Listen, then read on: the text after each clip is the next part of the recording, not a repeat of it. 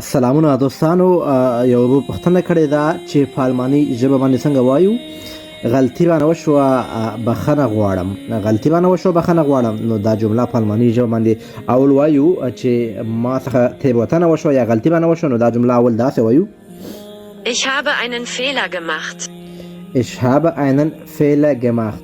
فعله وای غلطي یعنې تېروتنه، او چې موږ ورته وایو زه بخښنه غواړم، زه بخښنه غواړم، نو دا جمله په الماني ژبه باندې داسې وایو: Es tut mir leid.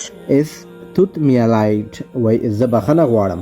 او که چیرته بیا ورته وایو چې بیا به داسې نه کیږي، بیا به داسې نه کیږي، دا جمله په الماني ژبه باندې داسې وایو: Dann wird es nicht passieren. Dann wird es nicht passieren.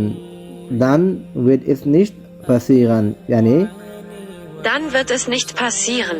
یعنی بیا به داسې نه کیږي. دوستانو تاسو هم کولی شئ خپلې پوښتنې په کمنټونو کې وکړئ.